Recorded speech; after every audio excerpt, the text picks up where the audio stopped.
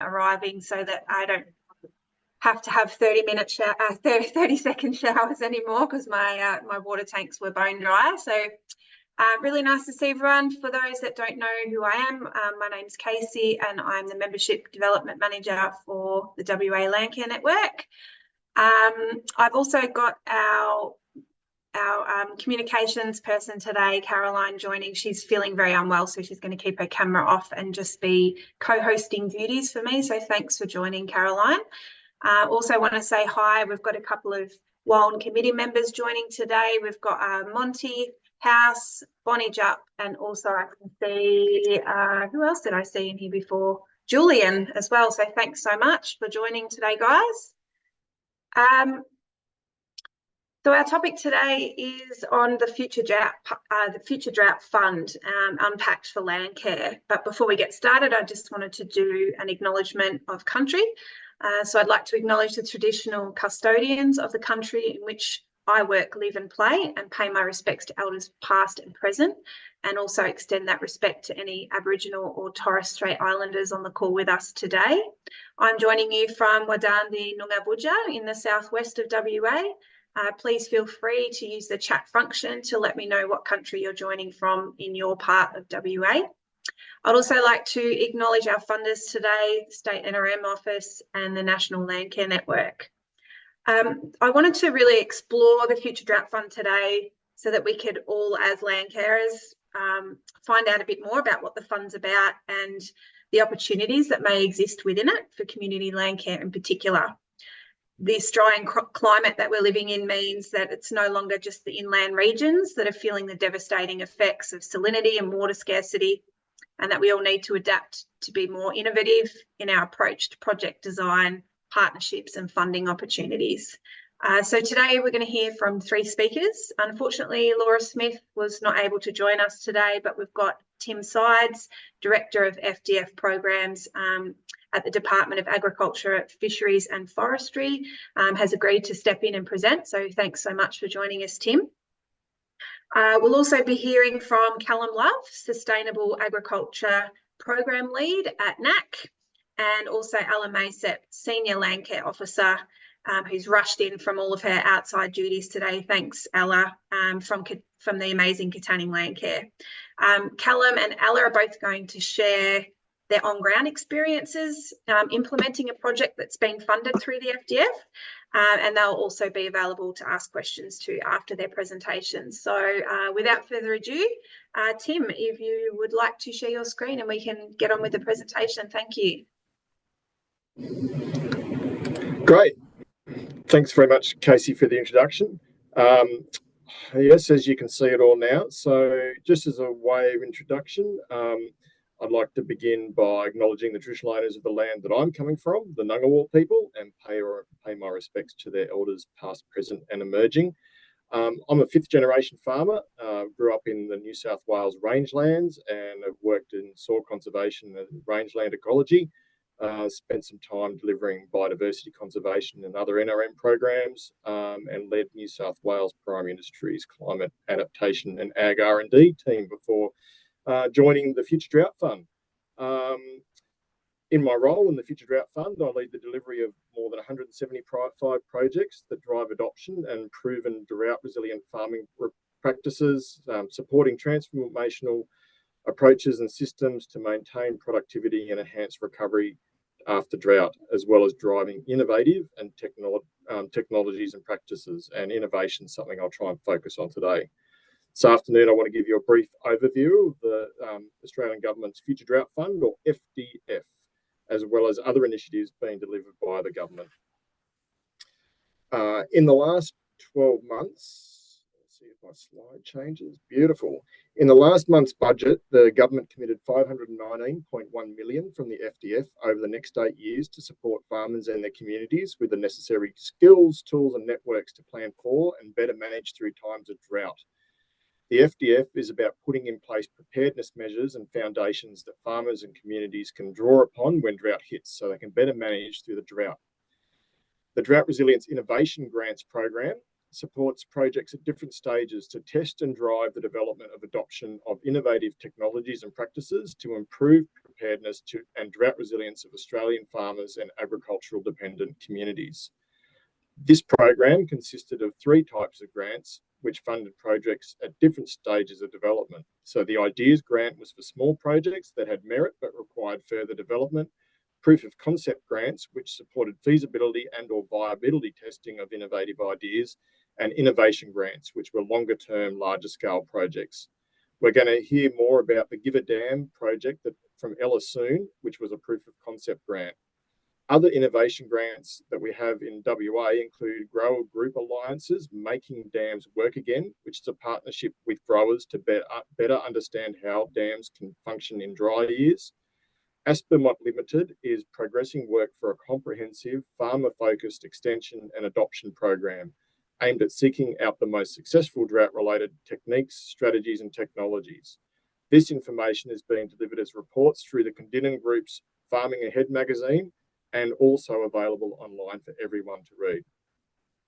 And finally, Murdoch University's project, The Benefits of Shelter Belts, investigated and analysed shelter belt design features and the resulting co-benefits such as improved fire protection, drought resilience, salinity management, farm production, biodiversity and pollination. The FDF has an ambitious agenda to build on economic resilience for a more innovative and profitable agricultural sector, increase environmental resilience for sustainable and improved function of farming landscapes, and to enhance social resilience for resourceful and adaptable farming communities. Over the last 4 years, the FDF has been helping to build more drought resilient farms and communities through better partnerships, planning practices and climate information. Building drought resilience supports farmers and communities to reorganise, adapt and potentially transform in response to climate impacts now and into the future.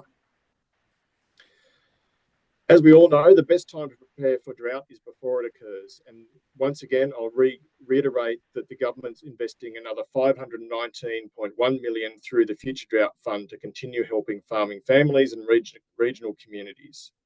In delivering a more impactful suite of programs with enhanced alignment, integration of activities and longer term funding, we will see greater impact and more enduring outcomes. These new programs build on successes and learnings from the first phase of the FDF, including projects and networks that are already driving change on the ground. The next stage of the Future Drought Fund will provide on-ground programs with a much stronger focus on broader climate resilience, greater public health benefits through wider sharing of what works, support for long-term trials, and a new program to assist First Nations communities to deal with drought. These programs will provide better tools for farmers to help mitigate the impacts of drought on their farms and strategies for local communities to prepare for and manage through drought.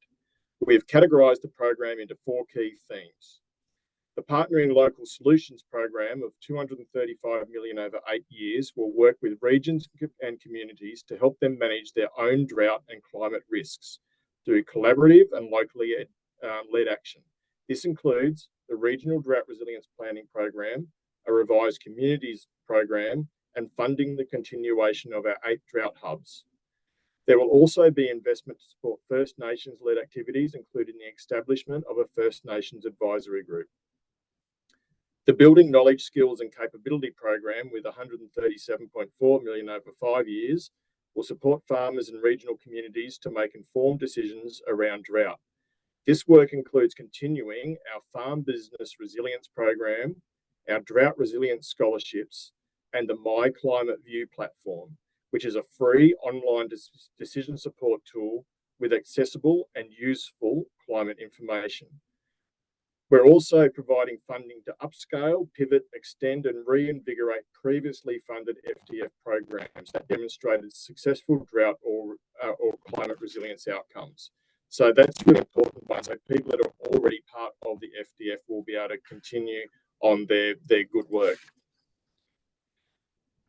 Sorry if I go back one, I went too quickly. I'll just leave it there. So the last theme is innovating for transformation. So innovation. There will be 120.3 million over 6 years to trial innovative solutions with the potential to build the agricultural sector, landscapes and communities' long-term resilience to drought through the Innovating for Transformation program.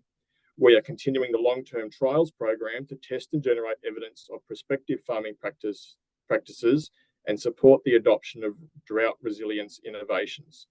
We will also continue to invest in projects demonstrating natural resource management practice outcomes that build drought resilience. And under this Innovating for Transformation banner, we will also pilot a new innovation challenge. So this innovation challenge will call for innovative solutions to address complex and multidimensional challenges defined by industry experts, which are imposed by drought and climate impacts on a region, industry, or sector.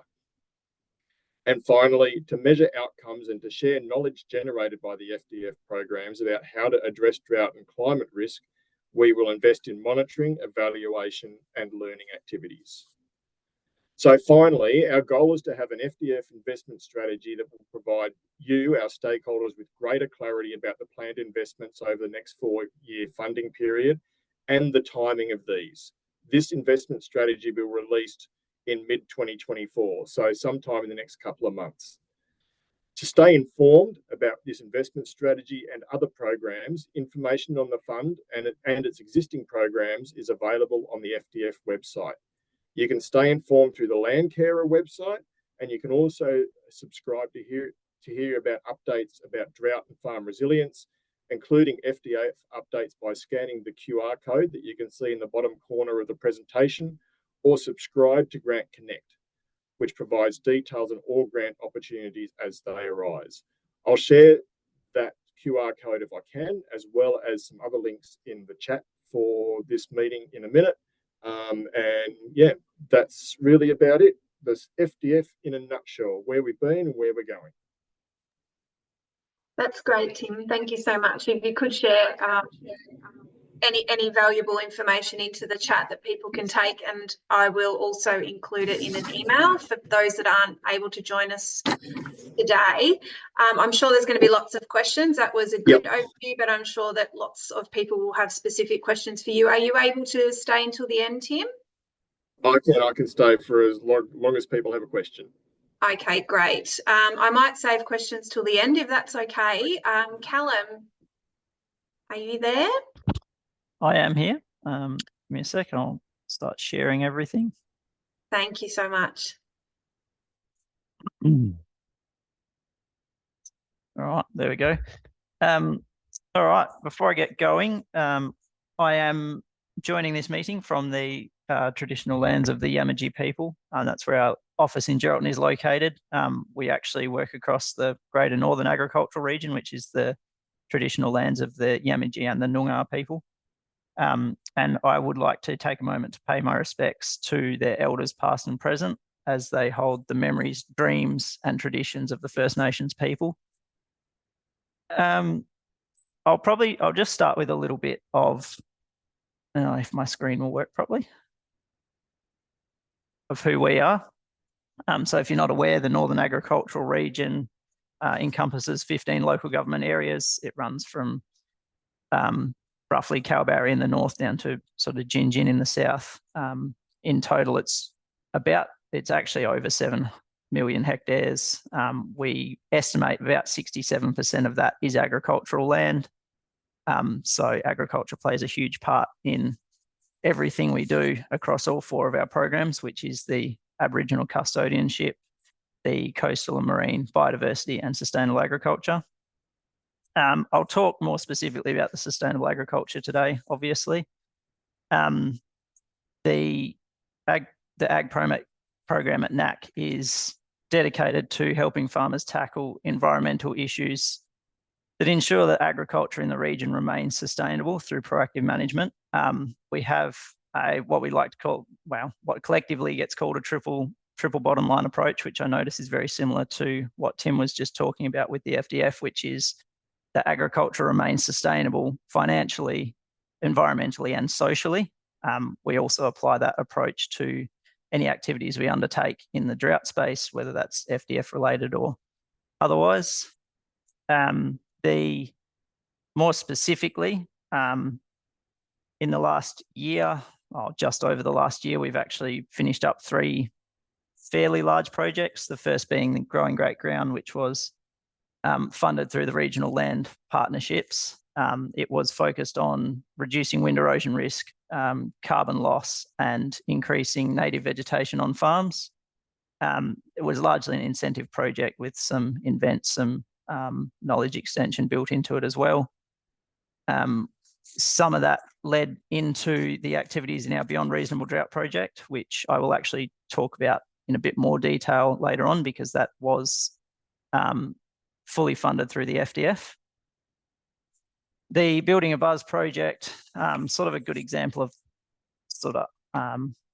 other side of things we do, which is the horticulture. It was a project focused around establishing non-cash crops in a horticulture setting to attract beneficial bugs as part of a integrated pest management strategy. One of the sort of interesting outcomes from that, which we didn't intend, was that it was quite effective, and it actually freed up a little bit of time for the landholders we were dealing with, who very fortunately for us reinvested that back into some of our Future Drought Fund funded activities and sort of got us some better outcomes there. We're also currently delivering the Sustainable Agriculture Facilitator project. That is funded through the panel of regional delivery partners through DAFF. That's quite similar to the Regional Agricultural Landcare Facilitator that we delivered in the past, and it will continue to focus on supporting groups and landholders to engage in climate-smart agricultural activities. The Maintaining Community Capacity project is funded through the Community Impact program, which is also funded through the FDF. There's sort of a lot of the stuff we do in the Future Drought Fund space is a lot of this sort of partnership stuff, not sort of big standalone projects that we're running. The main points of that is that we're sort of coordinating the 3 projects being delivered in the Midwest region. I did notice Margie Weir is in here somewhere. She's delivering one of those. We are delivering one of those 3, which is the Maintaining Community Capacity project, which is focused on supporting the actual administrative capacity of 4 of the agricultural groups in the Midwest region. That's a process we've piloted in previous programs. It's worked quite well. This is the first time we've done it at any sort of scale. Hopefully we can build a bit of momentum there, and we'll actually see some really good outcomes out of that. We are the node lead for the Southwest WA Drought Resilience and Adoption and Innovation Hub. I always get that one the wrong way around, which I will talk a little bit about later on. And we are working with the Midwest Development Commission to develop an implementation plan for the pilot Midwest Regional Drought Resilience Planning that concluded last year. Again, there was some FDF funding involved in that. So I think out of that list, more than half of it has FDF funding in it, in whether totally or in part. The Drought Hub, I'm assuming most people in here know what it is. So in the interest in saving time, I'll sort of skip through it a little bit. It's led by the Grower Group Alliance. It is funded through the Future Drought Fund and leans pretty heavily on that GGA sort of hub and spoke model for ground up innovation. Our role as the lead for the Geraldton region of the hub is to provide guidance on priority issues that impact drought and climate resilience in farming systems. A little more specifically, we sort of just engage with stakeholders. We sort of engage with stakeholders to extend knowledge, do some promotion activities, and then take the opportunity to sort of extend that knowledge the other way back to the GGA to sort of help them inform where that project goes in the future. That is ending sometime soon, which is a little bit sad because we've seen some pretty good outcomes out of it, but I'm sure we'll be able to find something else, another way to deliver those sort of activities going forward. Beyond Reasonable Drought was a project that we ran that was fully funded through the FDF. It began in 2021. We took a big focus in this project on working with those key delivery partners that are listed there. They did the majority of the on-ground work. We did a lot of the sort of application and admin and making sure everything was standardized across the project. We found that was quite a successful way of running a project. It was funded through one of the really early FDF funding rounds, which is the I've forgotten the name of it. Natural Resource Management Drought Resilience Program, the Landscapes funding round. Yeah, I've got a thumbs up from Tim. I think that was right. So the trial sites that we established through that, there was actually 13 of them that investigated these 4 things that I've got listed here. I'm not going to read them out because it's just going to take too much time. But we established those 13 sites, integrating multiple activities over 3 rainfall zones on, I think, 11 different soil types in a geographic range from Una in the north out to Beacon. As is always the way with demonstration projects, not everything worked out the way we were hoping. Some of the activities just didn't show the results that we were hoping for. We didn't see a substantive benefit compared to, say, general practice or normal practice for the farms. It's possible, because those activities were delivered in the final year of the project, that there was single seasonal variances that had more effect than we would like, and there was not really any way to filter those out. Maybe if those activities had continued over another 2 or 3 years, we might have seen some more substantive results, or at least whether it was a definite yes or no, this doesn't work. But that's a lesson learned for us going forward. Unfortunately, we couldn't convince the landholder to continue that trial for another year without the support of the project, but it is something that we're planning on coming back to in the future if we can find the funding for it. Having said that, there was other activities like the changing amelioration windows that was delivered in the Midwest, in the West Midlands. That was mostly on sandplain country, but it did provide a great starting point for several follow-on projects. There's been a good legacy of adoption in the area. There's actually been some future research based around that, which I'm not sure on the details, but if anyone is particularly interested, let me know and I can find out. And one of the big outcomes from it is it did start a bit of a conversation in the local group about the actual cost of an amelioration versus the risk cost of it, versus the risk cost of not doing it. And that's one of the things that's become sort of that future research question that's getting looked at. Like I touched on before, the Beyond Reasonable Drought was very much a partner-driven project. The application itself came out of those 3 key partners coming to NACC and saying, you know, these are things we would like to do. We don't necessarily have the capacity to do it on the scale that is required. And so we've sort of stepped in. We've taken bits of what everyone wanted to do. We've turned them into a solid sort of project that had a good broad outcome, as well as those lower level grower group actual farm scale outcomes that we were looking for.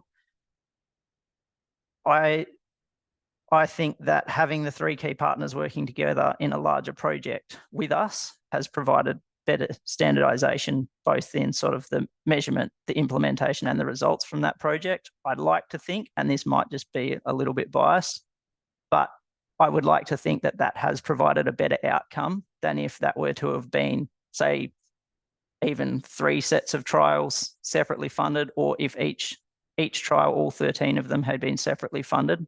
I like to think that we had a much better outcome by grouping them together and having that sort of oversight and that coordination. The other thing with that is that working with those small groups, they are much better and much quicker at reacting to local change than we ever will be. And it's in a project that runs particularly well, it's not so evident, but when you have a project that has a few issues, that extra little advantage of dealing with a local grower group who is able to adapt quicker has, not so much in this project, but in other ones we have run, has been incredibly beneficial. I think that's probably all I want to say.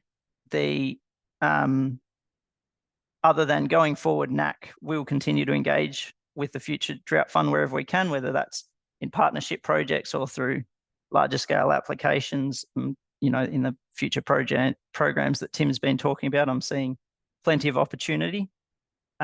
As always, we're going to continue delivering those drought resilience outcomes with that triple bottom line approach of focusing on the environmental, economic, and social health of agriculture.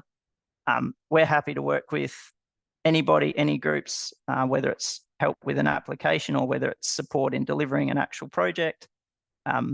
And even if we aren't the people that can help you, if you get in contact, we can find you the people that can help you. I think that's it from me. Thank you. Thank you, Callum. That was awesome in a lot of ways, but thank you for your honesty. We're always talking about booming about the successes, but very little about the failures. And it's good to be honest and open about those things and things that didn't go so well. And, you know, that's all part of innovation, isn't it? Is trial and error. So thank you so much for that, Callum, and for taking that supportive approach as well. And I will just add something real quick. Something that was very much highlighted in that project is how important it is to quantify the risk to the people that do this on-ground work and actually allow for it within the project delivery and the project application, so that if things go wrong, it's not necessarily on the bottom of the pile, if you like. It's because often we can do that. We build the risk into a project in a way that a lot of it falls on the on-ground people. Which is not great for innovation. Yep, can completely agree with you there. Thanks, Callum. Ella, on to you. Thank you. Yeah, hello everybody. Lovely to see you all. Thank you so much, Callum and Tim, as well for your presentations. It's great to see what else is going on in that space. Right, I'm now going to attempt to share my screen. Let's hope it works. I believe in you, Ella. Thank you. I'm not sure if I believe in me on it, but anyway. Is that working? Yes, that's perfect. Fantastic. Okay, let's get started then. So my name's Maesepp. I'm Senior Landcare Officer at Katanning Landcare.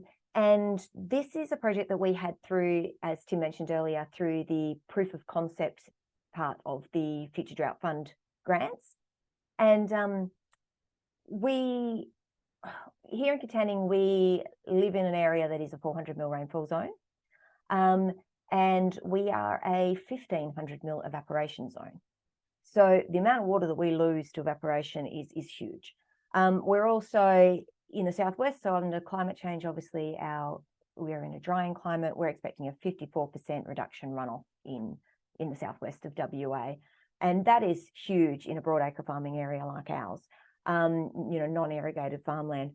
So in looking at how we deal with drought and how we deal with drying climates going forward into the future, we looked around and said, well, what infrastructure do we already have? From a cost point of view, rather than building flash new things, what have we already got? And how can we use that better, make that more efficient to move us into this drying situation? And of course, dams is an obvious answer. There are hundreds upon hundreds of farm dams across our landscape. So how do we use those better? So that was the premise of our Give a Dam project.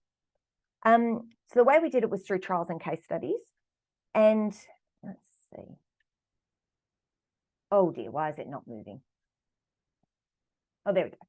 So we trialed two concepts. I'm assuming that changed. Someone want to give me a thumbs up? Yep, awesome. Thank you.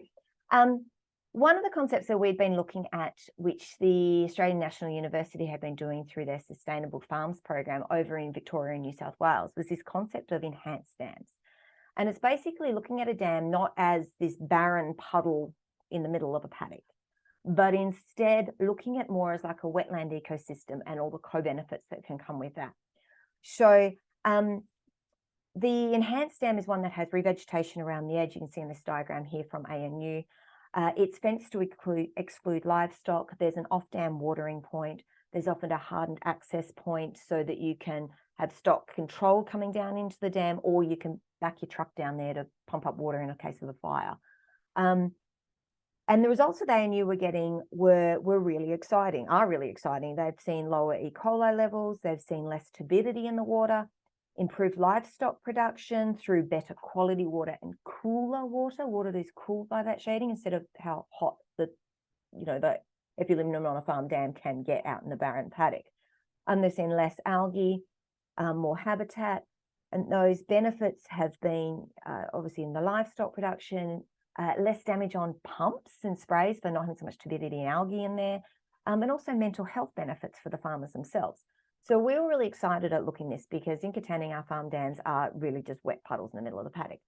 And we had 2 farmers that were really excited about this. So we set up two demonstration dams using this concept. So we had Kristen, and those top 2 photos are the before photos of her dam, just a real typical paddock dam. And Bev was the other one. This is her photos at the bottom, and her husband was excited about being out with some beautiful women that day while we set up a site. So what we did over the course of sort of 12 months is we did exactly that enhanced dam idea. We fenced these dams out separate from the paddock. We planted vegetation around the back and the sides outside the dam bank. In the front of the dam, so the water coming in is filtered as water's running in, and also put sedges around on the inside of the dam banks.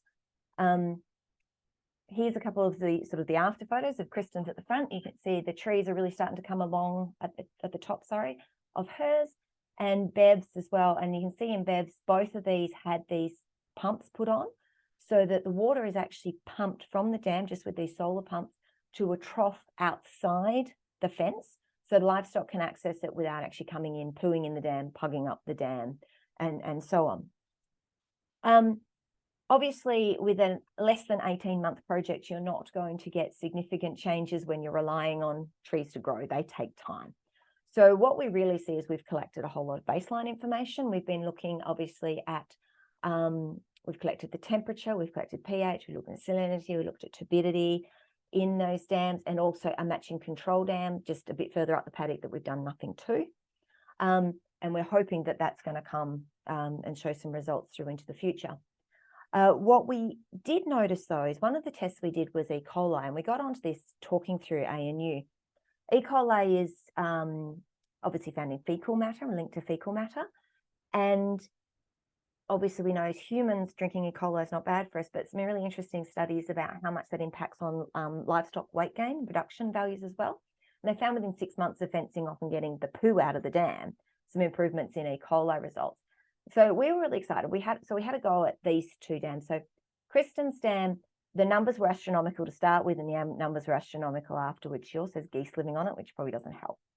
But in Bev's, the results really matched what was happening in New South Wales and Victoria as well. And we saw this significant reduction in E. coli. And when you look at it compared to what the standard for livestock drinking should be, we've basically taken a dam that was half poisonous to livestock and made it now healthy for livestock in just that time. So that's a really exciting start we've started to see. What we've done through the state NRM grants, which have just closed, which I'm sure many of my colleagues here on this call have been head down, bum up riding, is we're actually asking to do another 4 demonstrations of these sites. We learned a bit about the choice of species that we put around. We didn't get it quite right. We'd like to work on that more. And we'd also like to be able to monitor this over a much longer period to get the couple of years we've had through FDF and to extend that out to see as the vegetation starts to impact, what impact we're having on health of the dams. So that was our enhanced dam trial. The other thing we trialed was dam covers. Now, this is something that has been attracting a lot of attention. And as I mentioned before, evaporation is a huge water loss out here where we are in Katanning. And there's lots of different sorts around. And this is the part of the project what was the absolute roller coaster ride. We completely underestimated just how in detail and how much time we're going to have to put into this part of the project. So what we did is we purchased one dam cover from Daisy Pool Covers. Now, basically very much like a swimming pool cover, a very thick bubble wrap, and they float on the dam surface. We also found that we had, we also found we had one farmer in the district who had actually bitten the bullet and bought some covers himself a couple of years earlier, but had been a bit overwhelmed by it and hadn't really done anything with it. So he agreed to join our trial. So we were able to run the purchased ones at Tony's place, and then Eric came on with his. So We did Eric Tony's first, and this was where we learned all the things you shouldn't do in installing a dam cover. Firstly, don't do it on a 35-degree day. These dam covers are really heavy. They're really big. They're modular. So we had 4 modules, each 5 meters by 15 meters long, and then you can configure those on the dam surface how you want them to be. We cleverly thought we should put them all together on the land first and then float them out onto the water. Don't do that. It was incredibly heavy, incredibly hot. We tried to join them together. They come in these big boxes you can see on the tractor there, like big fridge boxes. And the bottom left-hand photo, you can actually see a head bobbing up in the water just near the dam as we tried to swim this thing out. Anyway, we finally got it in place. That one's there, and you can see it on that dam there. We then tackled Eric's, which was he was the farmer who already had one. He'd put some of it on. He'd lost them in a storm. They'd blown all up and he hadn't been able to deal with it. And so we tackled straightening those out. A lot of kayaks. We actually couldn't do it on the dam itself. We had to pull these things ashore and try and straighten them out. And there were so many frogs. I cannot believe the amount of frogs that use these dam covers as floating lily pads. It's amazing. So we got Eric sorted out and got his out and floating, which was great.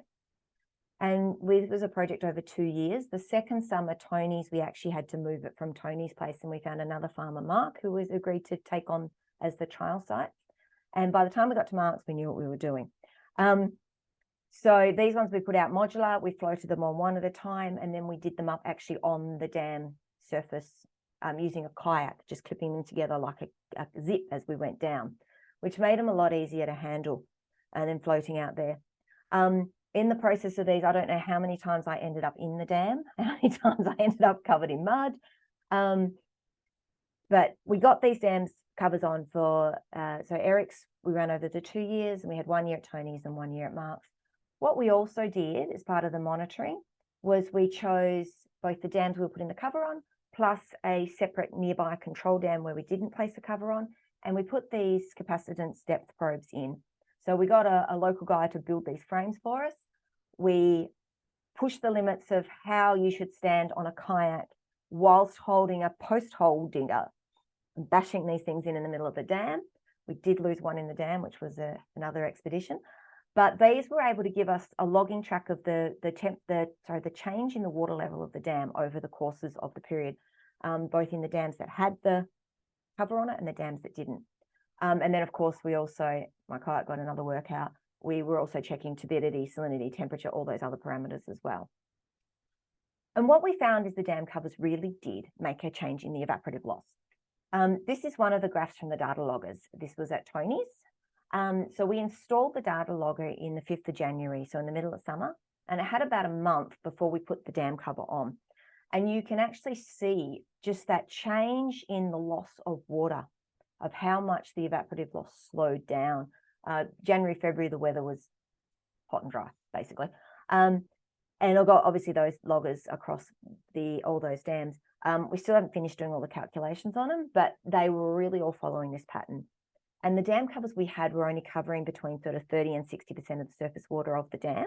So we were not getting 100% coverage, yet we were still getting a positive response, which was really cool. It was really interesting. And it was nice to know that all my physical labor in the mud and the frogs was worthwhile. What we also did was we made a series of case studies. So we knew the enhanced dams and the dam covers are something unusual in our area. So we used those as case studies on those trials. But we also have got some local guys that are doing some pretty cool stuff. So we went and had a look at those and made a set of case studies, which are available. If anyone would like to email me, I can send you a copy of them. And consolidation pumping was one that really came very exciting. We think that's actually got some really good synergies with the use of dam covers, consolidating pumping to one big key dam and then covering that one, because dam covers aren't cheap, they're heavy. And there were a few operational issues when the wind came up with them. But I think there's actually some really good synergies there in the future that's cost effective and also evaporation and water conservation effective using equipment we've already got and that's available on a farm. We'll have to give you 2-minute warning there, Ella. Awesome. I can do that. Thank you. We had a field day. It was really well attended. We had to get a bigger bus than what we originally planned. Came and had a look. And there's a lot of interest from farmers because we have dams and we have a drying climate, and to see how to do those better. The final thing we did in the project was we actually looked at drought needs. So we know There's programs like the Future Drought Fund, which of course are investing money into drought resilience, and there's a lot of different programs and a lot of different ideas. But we actually wanted to go to our farmers specifically and go, actually, what do you want? What do you actually need? Guide us in Landcare as to what projects you want. So ran with some of the catchment groups. We did some field days. We had a stall at our local Harmony Festival and got people to put in what they really actually felt they needed as landholders to be supported. And what they came back with fell into 6 categories. And they were in new technologies, divesting in new technologies, finance support, evaporation management was a big one that kept coming up around here, access to expert advice and information, and climate action to be dealing with the root causes of these droughts. So this project we've now just acquitted. So we've just finished it off. There were some really meaty outcomes, and I actually wish we had more time. Less than 18 months to take on something where we really needed to look over summers. We needed the summers, and then I would have liked to have some more time, and there's some really cool stuff in there. So I still want to do a number of maths and calculations and on those results that come out. I'm really hoping our state NRM grant comes off, which will give us that extra time to look at those enhanced dams in more detail, because I think it's got a lot of potential. We just ran out of time to really take it as far as we'd like to. And my details, if anyone would like a copy of those reports. Thank you so much, Ella. I'm not going to waste any time. I'm going to go straight into questions because I'm sure there's lots of questions in the virtual room today. Does anyone want to start off?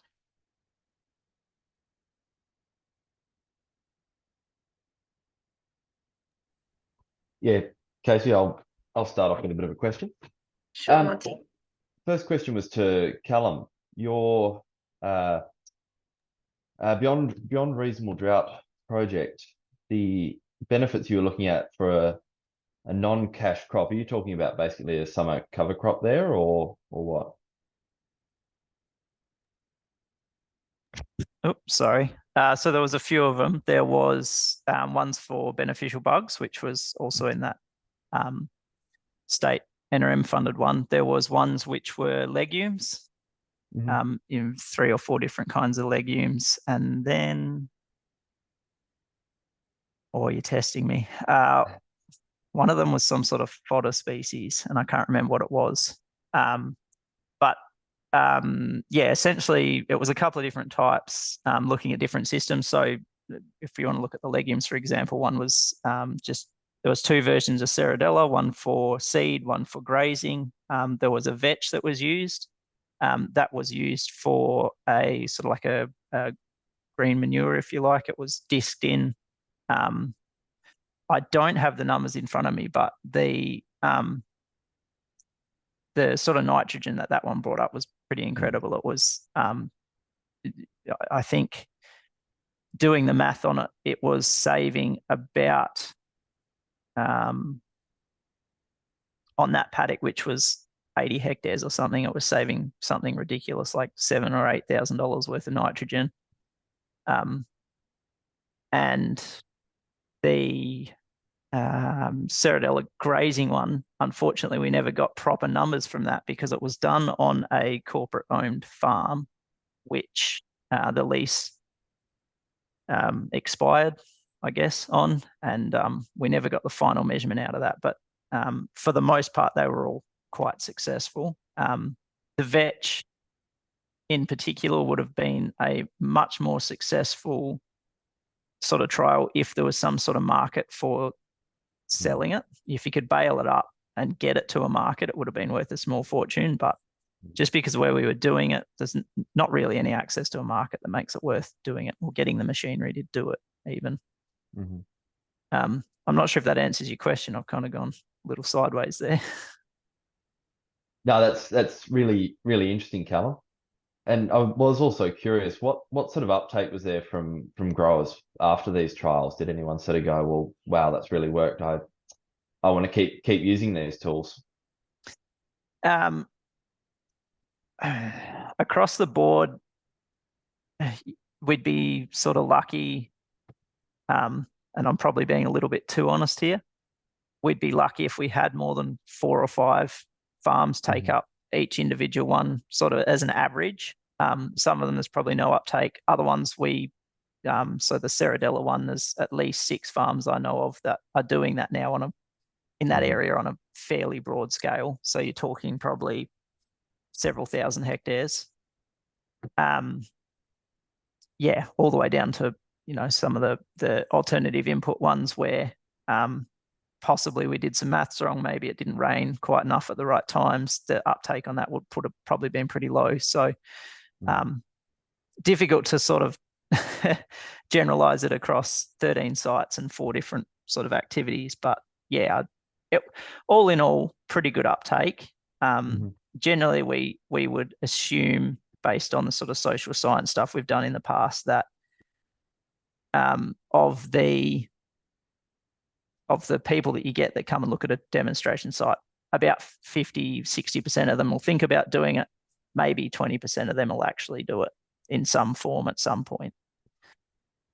That's pretty long-term data, and it is social science that we've done that's probably a little bit out of date now, to be perfectly honest. But yeah. Thanks, it's Callum. interesting. Yeah.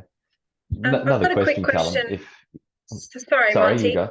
No, you finish off.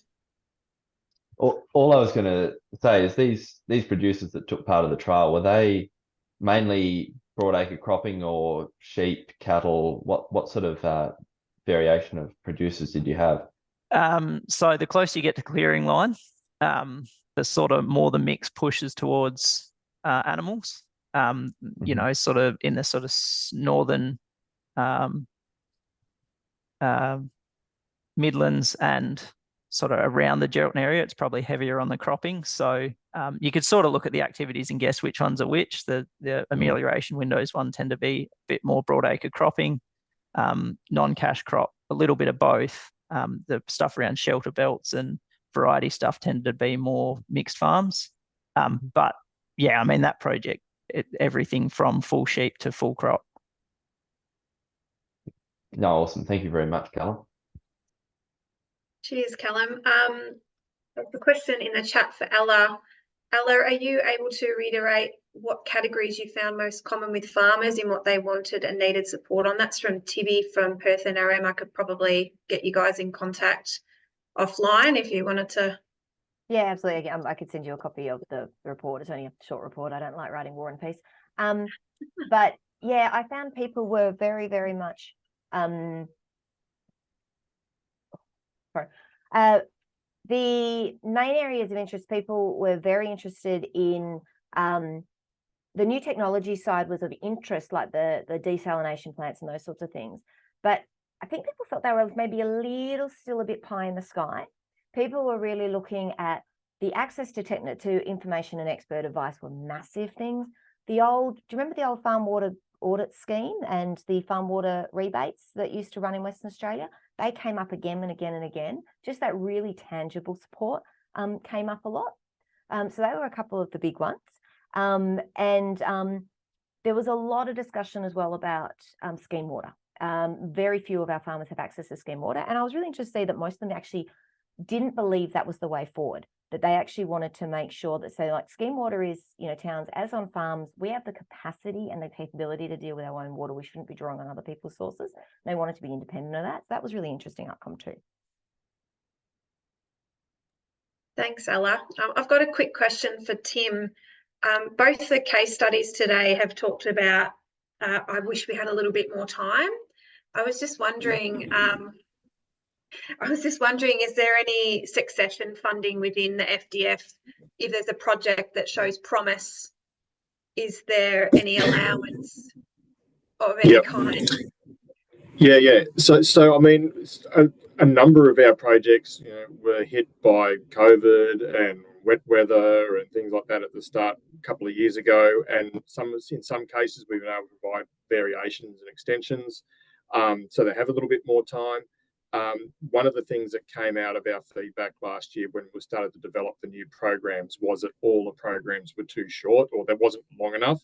Probably long-term trials, based in their name, was the exception to that.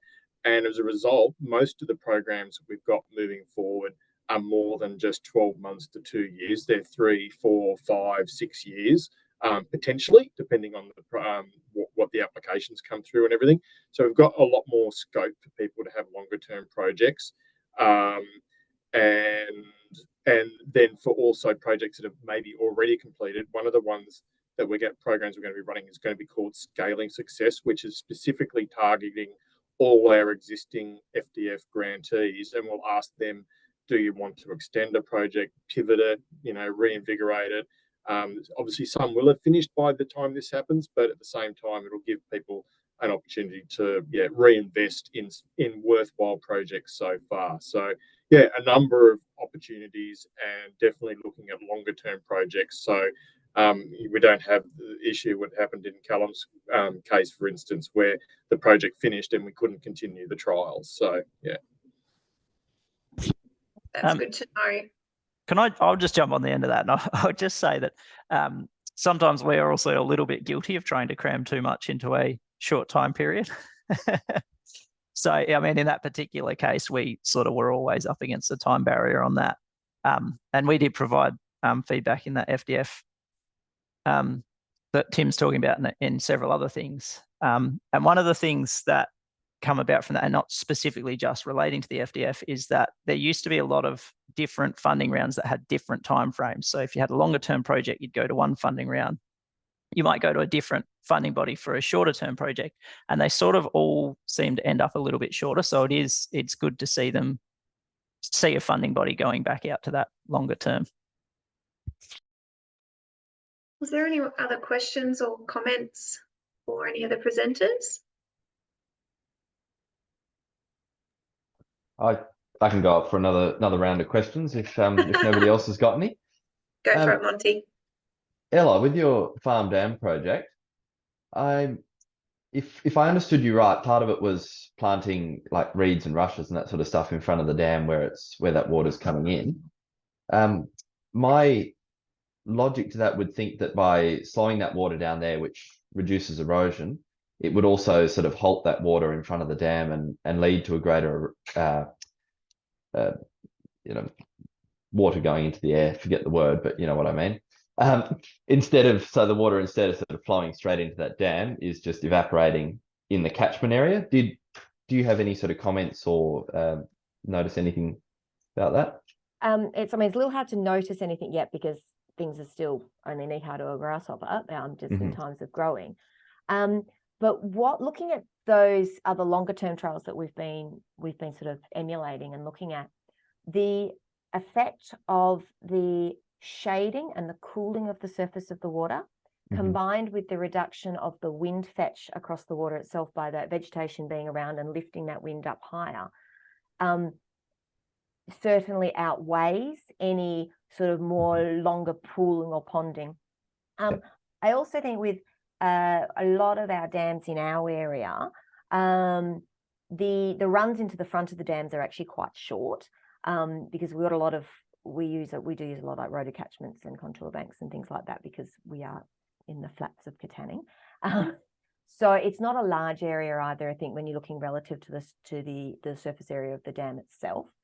So no, the big thing is about that cooling and the lifting of the wind. And part of the planting plan you might have seen in the diagram at the start was actually about looking at where the prevailing winds are coming from and putting your tall trees on that side. And so for us, we have a real northwesterly aspect to those hot summer winds as well. So we were looking at doing that. And that's one of the things I actually think we could do better with, why I want to go forward and do some more of that, more of these enhanced dams. One of our dams, for example, had its opening actually to the north. So how do we reconcile that? Where that's an area we want to put sedges, but it's an area we want to put tall trees. And like, how do we deal with those sorts of situations? Those are sort of questions that only come up when you start doing. So hoping we can keep going on this one for quite a few more years. Yeah, it's really... Ella. It sounds like a great project. If anyone on this track call is on the state NRM assessment panel, please remember us. Usually there is someone from state NRM, but not today, Ella, unfortunately. Look, I might leave it there unless anyone has a burning question they want to ask. I do like to keep to time to make sure everyone can get to school drop-off, including myself. Lizzie, you've got your Hi. I just was wondering, and this is probably a question to everyone who's on this chat, as it's a Landcare webinar. I just wondered if other Landcare groups are GGA members, because it's something I think we're going to sign up, but it's just come up through that last round of state NRM as, oh, maybe we should be. And it Great seems question. like, especially Future Drought Fund is going out through GGA, but it's very focused on grower groups. And I know like funding is always competitive and we want to have those partnerships, but I just wondered if other people have joined and if you think that's a good fit or if that's working, or just thoughts. Katanning Landcare isn't, but no real opposition as to why, just we aren't. I think we never, up till now we haven't, because it's the Grower Group Alliance and we're not a grower group, we're a Landcare group, even though we do a lot of sus-ag sort of stuff. But yeah, I was just interested. Rosanna, are you part of the GGA or any of the other small groups that are on the call? LCC maybe, Caroline? No, Case, I don't think we are from LCCs. Yeah. I could certainly, Lizzie, look into that for you if you like. Yeah, no, it doesn't matter. I think we'll join anyway, but I just wondered, it seems like it's an opportunity for Landcare that we do get across what they're doing and to be aware, just to make sure the information is coming out as well, partly. Absolutely. Mel from Peel Harvey Catchment Council was saying we were thinking the same thing. She's going to look into it as well. So some good conversation there, guys. I'm going to finish off. Tim, thank you for joining us. I know it's a couple of hours later in Canberra, so we appreciate you jumping into the call today. Thank you so much to Ella and Callum. Fantastic presentations. I learned so much today and I really hope everyone got something out of it. I will send out an email in a couple of days with the presentation recording, so you can flick through to key points if you like, and I'll try and pop in as many links as possible. I will have a short survey. It'll literally take you a minute to fill out if you could give some feedback, so to make sure that WALN stays on the right track for what our members want to see and learn about. Our next Landcare Checks In is on Tuesday the 16th of July after school holidays, and we're going to have an open mic session. So we hope that as many of our Landcare members can join us to talk about what's important to you in the upcoming state and federal elections to ensure that WALN is representing your needs when we begin our advocacy campaign in the lead up to 2025. We're also going to be co-hosting a screening of Tim Flannery's Climate Changes documentary in Leederville, along with CCWA and Perth NRM, and that will be on Tuesday the 30th of July. I'm going to drive up and I'm hoping I can with as many WALN members as possible at that screening. And there'll be more information about where you can get tickets in the coming days for that. So thank you so much for joining, everyone. I know everyone's very busy. So thank you, and I hope to see you again next month. Thanks so much, everyone. Thank you. See you.